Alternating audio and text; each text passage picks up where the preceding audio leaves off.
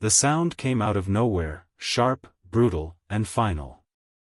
One moment, Bethany Sykes was humming along to a country song, her baby gurgling in the car seat behind her. The next, her windshield exploded in a scream of glass and gunfire. Tires screeched. The world flipped sideways. And in the heart of sleepy Rosewood, Ohio, a mother's life ended before she could even press the brake. It was supposed to be an ordinary Tuesday. Bethany Sykes, 28 years old, was driving home from her sister's house, a diaper bag in the passenger seat and her 9-month-old daughter, Ellie, sleeping in the back. The summer air was thick with the scent of freshly cut grass, and the sun was beginning to dip behind the cornfields. Rosewood, a quiet town of just under 9,000 people, lived and breathed in slow, peaceful rhythms, until that moment. At exactly 7:42 p.m., a single shot rang out. Then another. Then a third. Bethany's sedan veered off the narrow country road and crashed into a drainage ditch.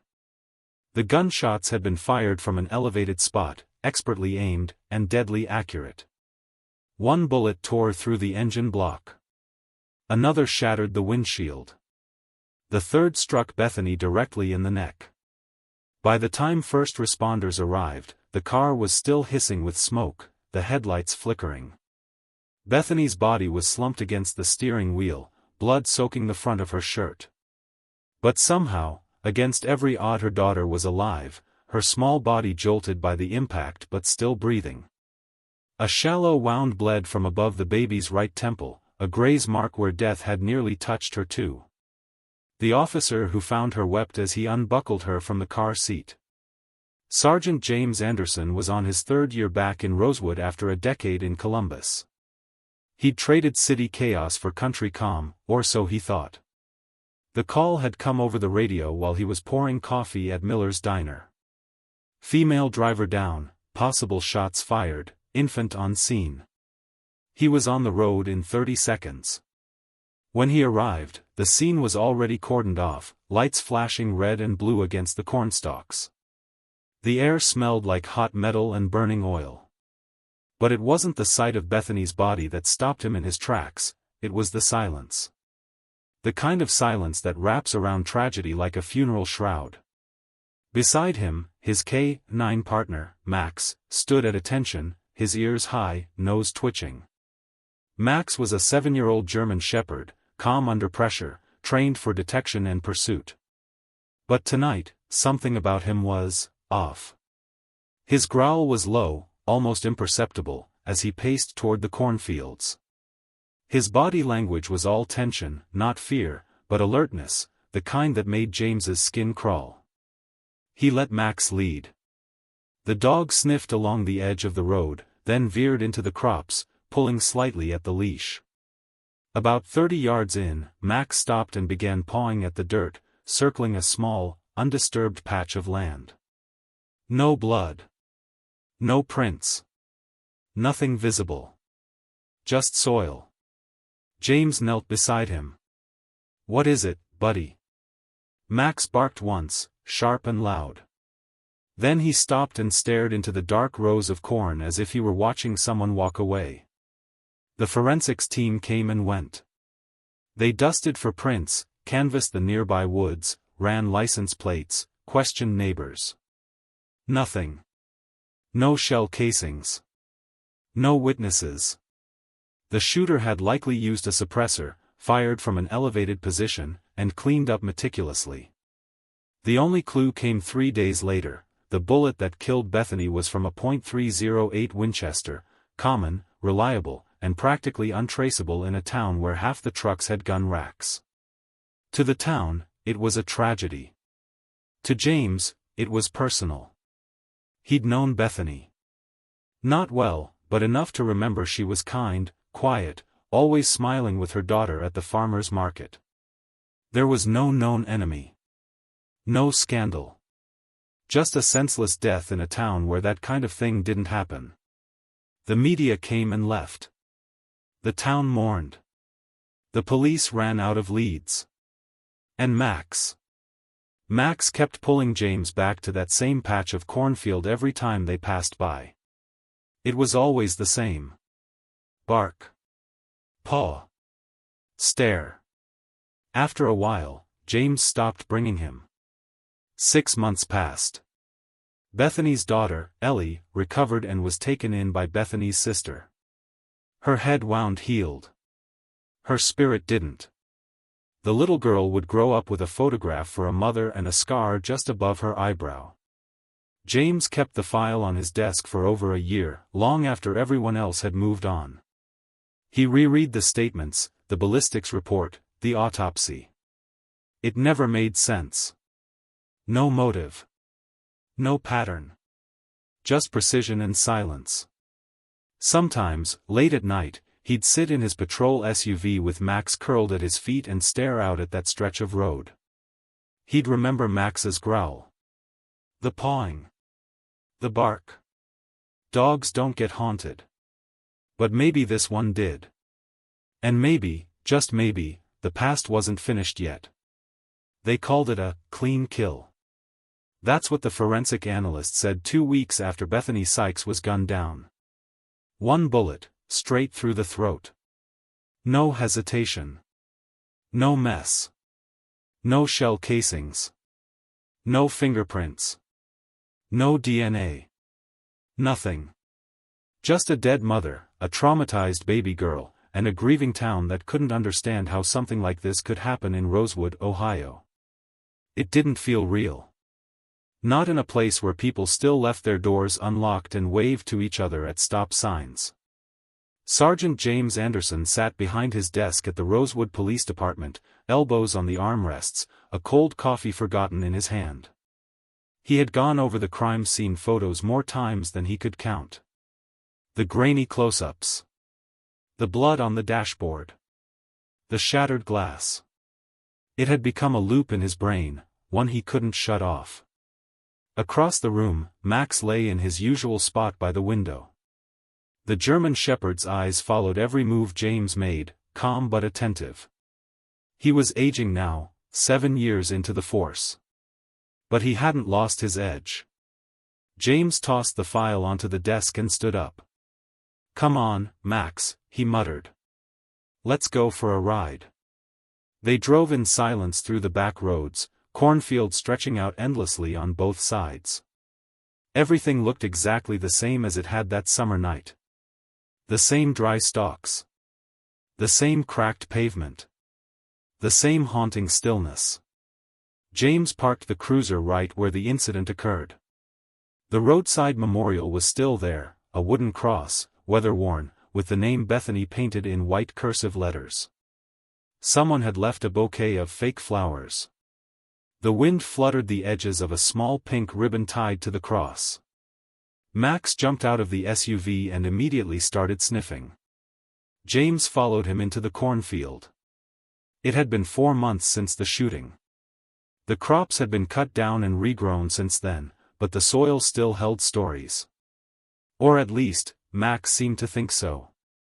He darted ahead, nose to the ground, weaving through the narrow rows of corn. James kept pace, boots crunching softly against the dry dirt. And then, just like before, Max stopped. Same spot. Same posture. He stiffened, pawed at the ground, and let out a short bark. Then another.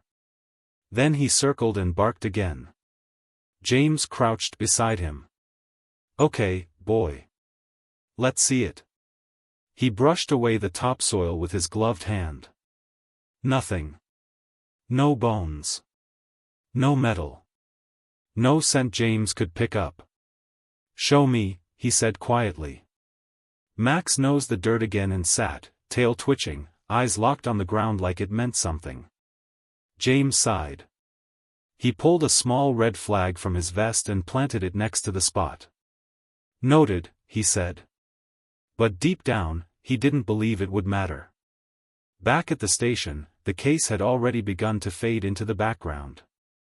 The forensics lab confirmed the bullet had been fired from a .308 Winchester, standard hunting rifle. Practically every third house in Rosewood had one hanging in their garage. No surveillance footage from the surrounding farms. No witness statements worth a damn. A few passing motorists thought they'd heard a pop, but couldn't say from where. Hunting season had just started. Gunshots weren't unusual. The killer had fired from a position above the road, likely from the tree line. Professional spacing. Clean withdrawal. The shooter had vanished into the corn like a ghost. James stayed late, reading through military databases, FBI reports on contract killers, even conspiracy forums. Nothing fit. Meanwhile, the town tried to heal. Bethany's sister, Marla, held a vigil 2 weeks after the murder. Half the town came. People brought casseroles and candles, and Pastor Doyle led the group in prayer by the roadside cross. Ellie, still recovering from her head wound, was there too, wrapped in a pink blanket, eyes wide and confused. She wouldn't remember the night her mother died. But James would never forget it. At the end of the vigil, Marla took the microphone. "My sister was not just a victim," she said, voice trembling. "She was a mother. A daughter. A friend. And someone out there thinks they got away with it. But we won't stop asking. We won't stop looking." Her words echoed long after the crowd dispersed. By Christmas, the town had moved on. But James hadn't.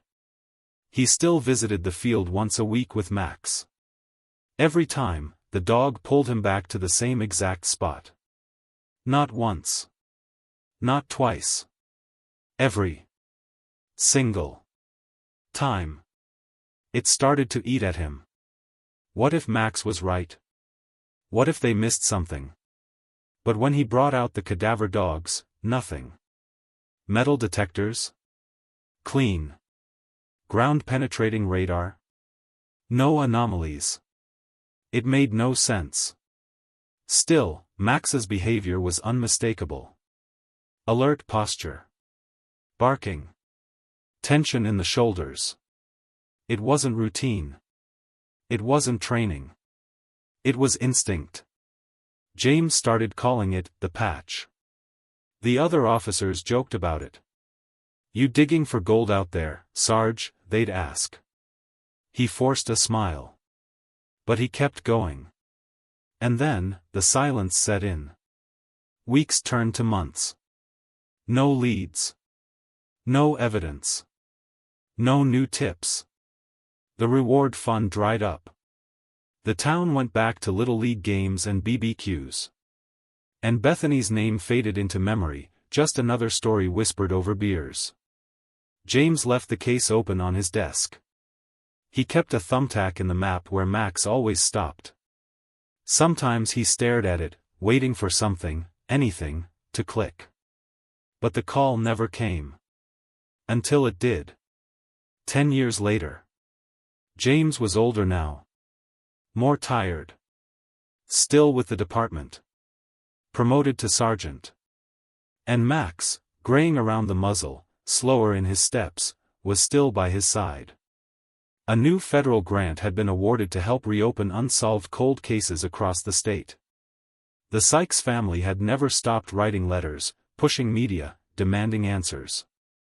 And suddenly, there was funding. Resources.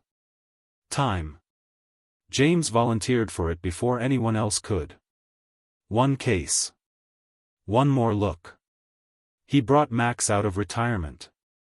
And as they stood once again at the edge of that cursed cornfield, something happened that made James's stomach twist. Max pulled ahead, just like he always had. Sniffed the ground. Walked through the rows. And stopped. Same spot. Same bark. Same pawing. 10 years later, and Max still remembered. This time, James didn't walk away. The old case file was heavier than James Anderson remembered. Not in weight, but in memory, in frustration, in failure. He hadn't opened it in nearly 7 years, not since his desk had been moved to the cold case division at the Rosewood Police Department. But here it was again, sitting dead center on his desk like a ghost that refused to move on. Bethany Sykes. Homicide. June 14, 2011. He read the name out loud, softly, almost like a prayer. It had been 10 years. The town of Rosewood hadn't changed much. A few more fast food joints on Main, a new Dollar General, but the cornfield still stood tall every summer and the people still locked their doors at night, because of what happened to Bethany. Her murder had become a scar that time never quite erased. The media had called it the Rosewood Sniper Case, and for a few months, it felt like the whole state was watching. But when the trail went cold and the cameras packed up, only the family stayed behind, broken and waiting. Bethany's daughter, Ellie, was now 10 years old, living with her aunt and uncle. She played softball and rode a pink bike with tassels. She didn't remember her mother's voice, but she remembered the scar on her forehead. She asked about it often. Her family never stopped fighting. They wrote letters, started a foundation, held candlelight vigils every June 14th. And finally, it worked. Thanks to a new federal grant focused on cold case resolution and victim advocacy, the Rosewood PD was reopening the investigation. And Sergeant James Anderson, now 52, with silver just starting to show in his beard, was back on the case. He stood again at the edge of the field. The corn was taller than he remembered, the soil harder, packed down by years of weather and time. The road where Bethany had died was now repaved. The telephone pole that had caught part of the bullet's impact had been replaced. But the feeling in James's gut was the same, something unfinished lived here. Beside him was Max. Older now, with a slower gait and a touch of gray along his muzzle, but still sharp. Still loyal. Still his partner. James glanced down. "You remember this place, don't you?" Max gave a low whine, his ears lifting. They crossed the shoulder of the road, stepping down into the slight ditch where Bethany's car had landed. Max sniffed the grass, then paused. And then, just like 10 years ago, he began pulling, gently at first, then with purpose, toward the cornfields. James followed without hesitation. 30 yards in, Max stopped. And James already knew where they were. The exact same patch of dirt. Max whined, circled, pawed at the ground. James felt a chill run down his spine. How could the dog remember this? After all these years? "I should have trusted you the first time," James muttered. He knelt down and pulled a folding spade from his backpack. He hadn't planned to dig. But something in his chest told him this was no coincidence. The dirt was dry, dense.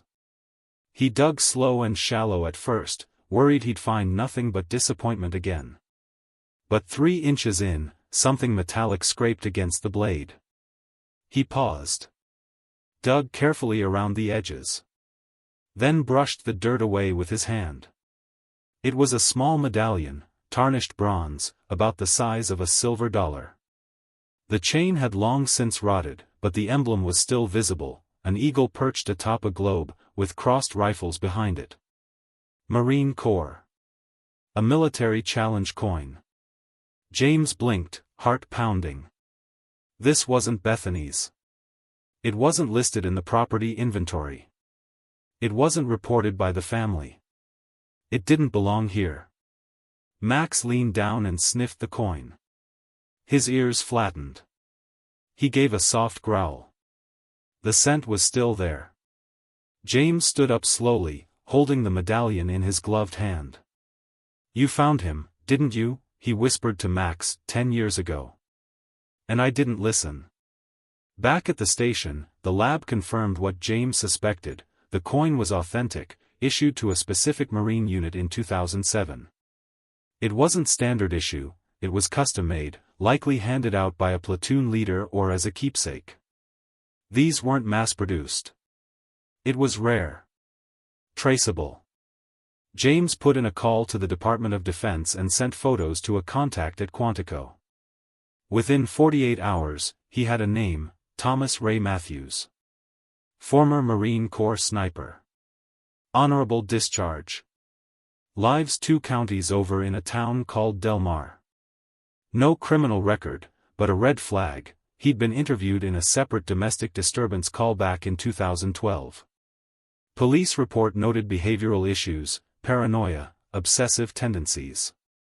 Most civilians would overlook the warning signs. James didn't. He started digging.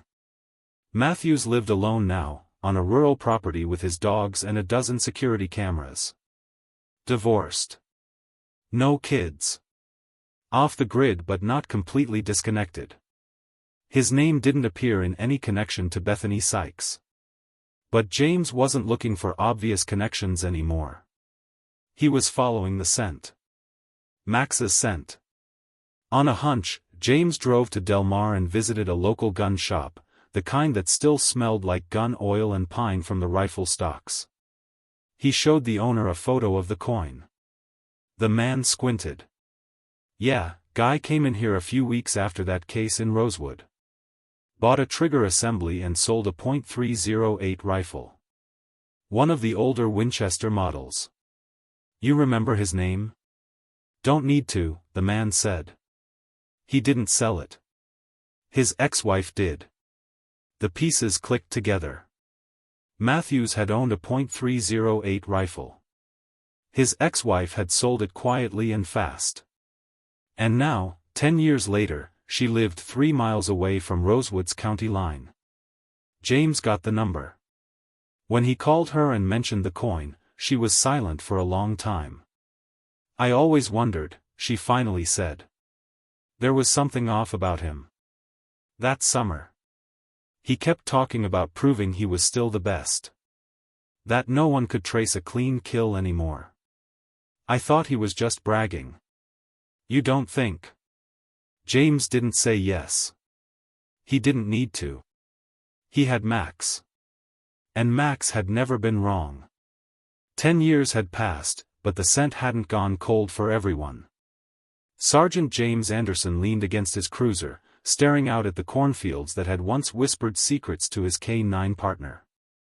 Max, now older with graying fur around his muzzle, still had that sharp glint in his eyes. They weren't just eyes anymore, they were memories. And tonight, those memories were stirring.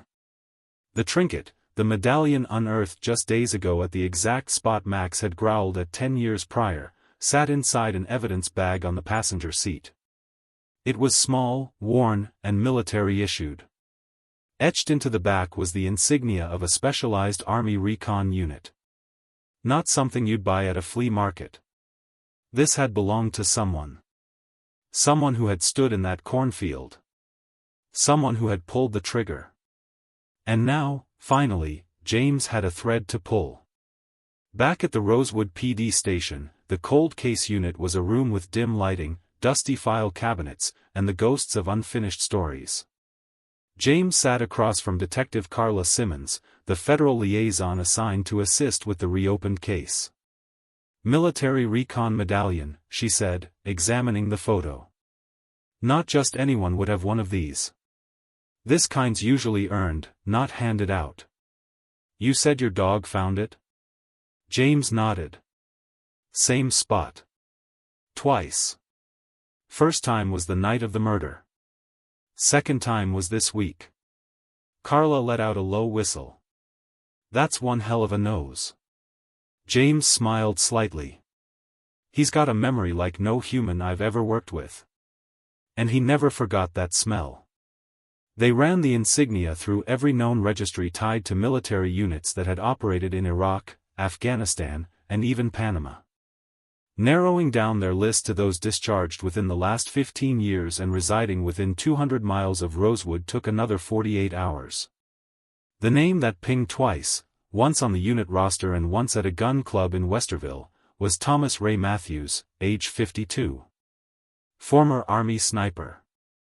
Dishonorably discharged in 2009 after a court-martial over assault charges. Lived alone on a rural property outside of Marietta. No social media. No job history in the last decade. Just a string of sealed reports and whispers in the system. What's a guy like that doing 2 counties over with no connections to the victim? Carla asked. James stared at the screen. That's what we're about to find out. James and Max hit the road that afternoon. The August sun hung low as they pulled into the dusty driveway of a weathered farmhouse surrounded by old wire fencing and tall grass. A for sale sign leaned crookedly by the mailbox. But James wasn't there to knock on the front door, not yet. They drove past the property to a nearby pull-off spot and waited. James watched through binoculars. Max rested, alert, his head tilted slightly as if listening to something James couldn't hear. Around sunset, an old Chevy truck pulled into the driveway. A man climbed out, tall, thin, with a noticeable limp. He walked with practiced precision, glancing over his shoulder as he unlocked the front door. "Matthews," James whispered. "Right on time." The next step wasn't confrontation, it was confirmation. The team traced Matthews's past movements. His cell phone data showed he had been in Rosewood the day of Bethany's murder. That wasn't enough, but it raised flags.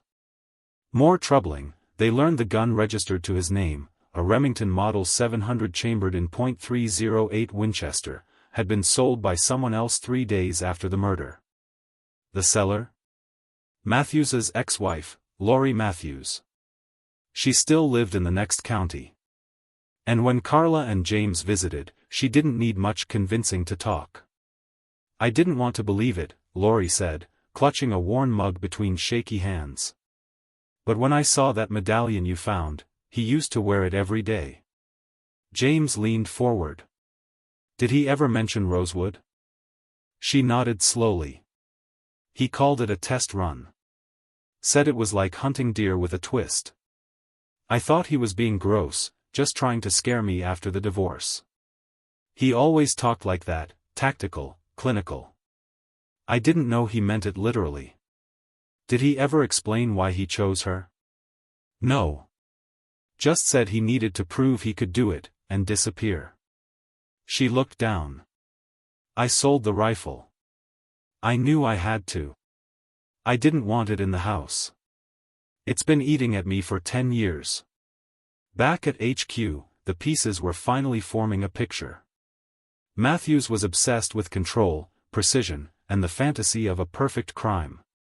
Bethany wasn't a target because she wronged him, she was chosen because she was random, because she was vulnerable, and because no one would see it coming. The medallion Max found wasn't just a clue. It was a breadcrumb Matthews never meant to drop. James stared at the evidence board, photos and strings connecting names, locations, dates. Max sat beside him, tail thumping once against the floor.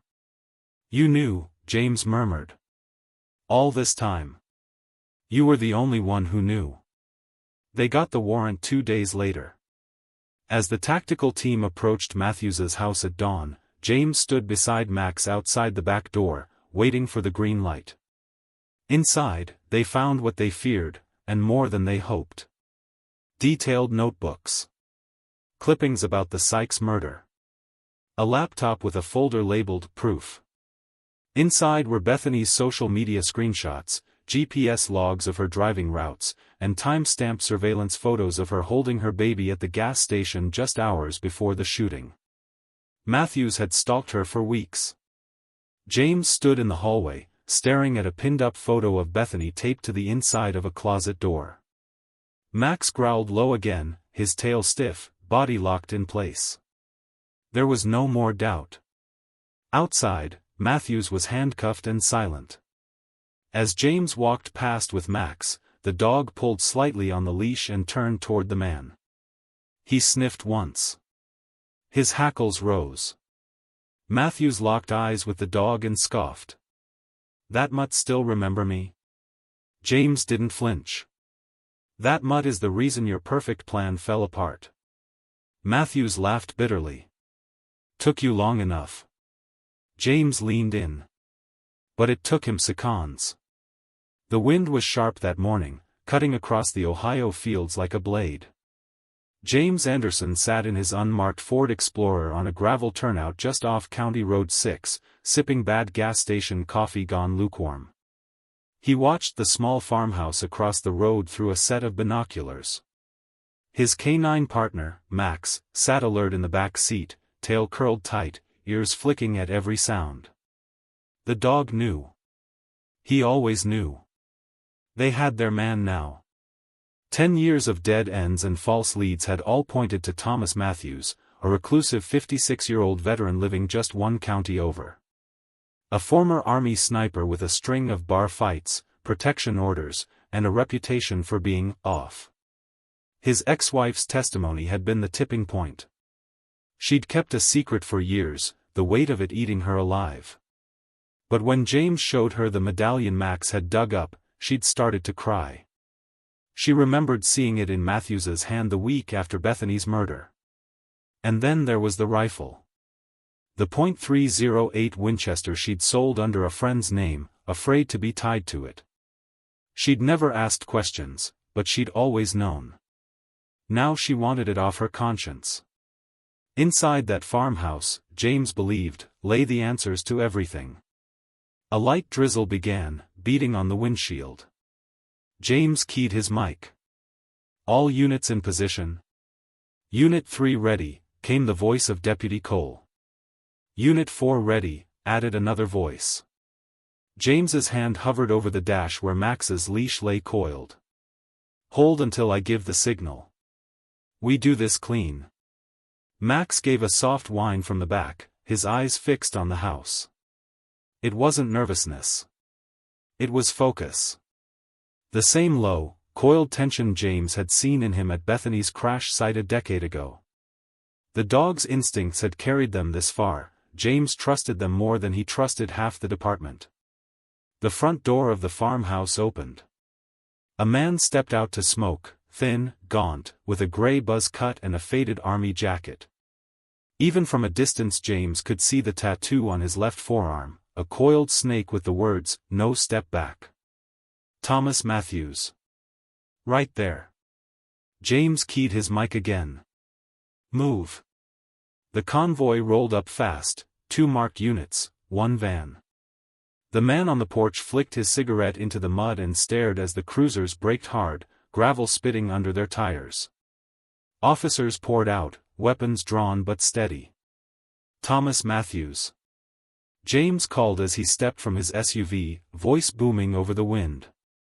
"Police. We have a warrant for your arrest. Keep your hands where we can see them." Matthews's eyes narrowed. "You don't know what you're walking into," he said, voice low and dangerous. James could feel Max vibrating at his side like a live wire. "Step off the porch, Thomas. Slow and easy." Instead, Matthews turned to go back inside. A classic bad move. Officers shouted. James tightened his grip on Max's leash. "Thomas. Don't." Matthews froze, 1 foot in the doorway. The silence was absolute except for the rain ticking on the cruiser roofs. "I've waited 10 years for this," Matthews muttered, almost to himself. "And you send a dog." James kept his voice even. "The dog's the reason you're not free right now." Matthews laughed without humor. "Figures." Inside, the farmhouse smelled of oil, mildew, and gun cleaner. The search turned up notebooks, folders, a laptop, all meticulously kept records of Bethany Sykes's routines, grocery runs, daycare pickups, times she drove that county road. He'd stalked her like prey. There were newspaper clippings about the murder, online posts under fake names where he bragged in code about a perfect op. The evidence piled up on the kitchen table like bricks in a wall. But Matthews said nothing. He sat in a wooden chair, cuffs digging into his wrists, eyes flat and defiant. "You can't prove a thing," he said, over and over. "Anybody could have written that stuff." James leaned on the counter, watching him. He'd been here before, suspects who'd built walls around themselves so high they started to believe their own innocence. But he had one card left to play.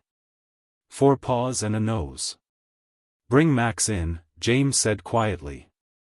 The door opened and Max padded into the room, his nails clicking softly on the linoleum. The dog was older now, a little gray around the muzzle, but still solid muscle and quiet authority. His badge was sewn into his harness, K9 Max, Rosewood PD. He came to stand by James's side, his gaze locked on Matthews. Matthews shifted in his chair. "Get that animal away from me." Max didn't bark. He didn't lunge. He just sniffed the air once, twice, then lowered his head, ears back, hackles rising in a slow ripple down his spine. A low growl rumbled out of his chest, the same growl James had heard a decade ago at the crash site. Matthews's face went pale. "He remembers me," he whispered. James said nothing. He let the silence stretch. Matthews swallowed hard, his bravado crumbling. "Dogs don't remember. They can't. He broke off, staring at Max as though staring at a ghost. "It was just supposed to be a demonstration. I wanted to show," his eyes darted to James. "I didn't mean for the baby." There it was. The crack. James moved closer. "Tell me about the demonstration." Matthews's shoulders sagged. I wanted to prove a point. That I could do it. That nobody would ever catch me. A random target. Clean hit. Years of training, wasted on nothing. His voice faltered. "I thought I was smarter." Max's growl deepened, a low thunder in the small room. Matthews shut his eyes. "Make him stop," he whispered. James crouched beside the dog, resting a hand on his harness. "He's the one who stopped you." Matthews slumped forward, his confession spilling out in jagged fragments. Every detail matched the evidence, the vantage point, the rifle, the timing. He'd chosen Bethany precisely because she was ordinary. Because he thought her death would never be solved. He hadn't counted on Max. When the recording was done and the paperwork signed, Matthews was led out in chains. James stood by the door with Max sitting tall at his side, tail curled neatly around his paws. The rain had stopped, leaving the world washed and raw. "You did good, partner," James murmured, scratching behind Max's ears. The dog leaned into his hand, eyes steady. For a long moment, the weight of a decade lifted off James's shoulders. Out in the yard, the patrol car's lights spun blue and red against the gray farmhouse. Reporters would call it a miracle. The Sykes family would call it closure. James knew better. It wasn't a miracle. It was a dog who refused to let evil go undetected. A partner who remembered. And for the first time in 10 years, James believed they might actually get to go home, shut the door, and breathe. The courtroom was packed, shoulder to shoulder, pews overflowing, people standing in the aisles. It wasn't just the Sykes family who had come to watch. It was the entire town of Rosewood. They came for Bethany. They came for Ellie. And they came for justice. Thomas Matthews sat stiffly at the defense table, his hands folded on top of a yellow legal pad. His face was expressionless, but his eyes darted constantly, left to right, forward, back. Like a man waiting for the next ambush. The weight of a decade of secrets had cracked him open, and now, with the whole town watching, he could barely hold himself together. The prosecution didn't need theatrics. They had evidence, motive, opportunity, and they had a confession. It wasn't just the medallion Max had dug up from the cornfield or the computer files Matthews had hidden in a false panel in his closet. It wasn't just the stalking notes, the hand-drawn maps of Bethany's daily routine, or the dismantled .308 rifle found in his garage. It was his words. He wanted to prove he could get away with it, the prosecutor told the jury, voice steady. He wanted to show he was smarter than law enforcement. That he could pull off the perfect kill. And he almost did, if it weren't for a dog named Max and a detective who never gave up. James Anderson sat in the front row, in uniform, with Max at his feet. The old German shepherd, now gray-muzzled and a little slower than he used to be, lay calmly with his head on his paws. But when Matthews took the stand, when he nervously looked across the room and locked eyes with the dog, Max's ears perked. That quiet intensity returned. Just like the first day. The jury took less than 4 hours. Guilty on all counts: first-degree murder, attempted murder of a child, premeditated assault with a deadly weapon, obstruction of justice. The sentence: death. There were no cheers, no outbursts. Just a long, collective breath, the kind you didn't realize you were holding until the moment you finally let it go. Ellie Sykes, now 10 years old, sat in the courtroom holding her aunt's hand. When the verdict was read, she buried her face in her guardian's side and cried softly, not because she was scared, but because something in her small world had finally been set right. A few weeks later, Rosewood held a memorial service, not for Bethany, but in celebration of her life and the justice that had finally arrived. It was held in the church at the end of Main Street, where Bethany had once sung in the youth choir, and where Ellie had been baptized. James sat in the back, dressed in plain clothes, Max beside him in his K9 vest. People came up to shake his hand, some simply nodding in gratitude. Others asked if they could pet Max, which they did gently and respectfully. The dog, as always, accepted the affection with quiet dignity. Ellie stepped up to the podium with a folded piece of paper in her hands. She was small, but her voice was clear and steady. "This is a poem I wrote for my mom," she said. And as she read, the room stilled again, like it had the night Bethany died. Only this time, it was different. There was light in the stillness. There was peace. Later that evening, James and Max returned to the stretch of cornfield where it all began. It had been cleaned up now, no crime tape, no floodlights, no reporters. Just rows of green stalks rustling in the wind and a gravel road cutting through the quiet. James stepped out of the cruiser and opened the back door. Max jumped down slowly, his joints stiff but his spirit unchanged. They walked together to the exact spot. James kneeled and ran his hand over the dirt, now overgrown but still familiar. Max stood beside him, ears up, tail still. "You knew," James said softly. "You knew from the start." He pulled a small tin badge from his pocket, Max's retirement plaque. After over 10 years of service, Max would soon hang up his vest. But not before one final victory. Not before he cracked the case that haunted them both for a decade. James clipped the badge to Max's collar. "You earned this more than anyone." Max responded the only way he knew how, by licking James's hand. In the months that followed, the Rosewood Police Department officially expanded its K9 unit. A mural was painted on the side of the station, James and Max, silhouetted against a sunset, the words, "Loyalty never forgets," beneath them. Max became a symbol not just of justice, but of persistence.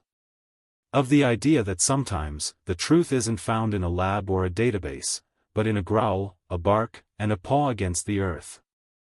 James took a desk job after Max's retirement, spending more time with his wife and kids. But every once in a while, they'd drive by the old cornfield.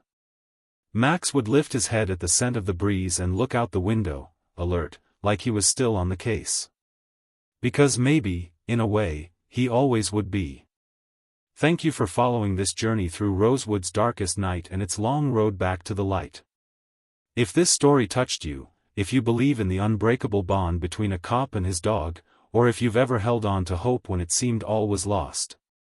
Tell us this: do you think dogs can truly sense evil? Backhand index pointing down. Comment your thoughts below and don't forget to subscribe for more K9 stories of loyalty, justice, and heart.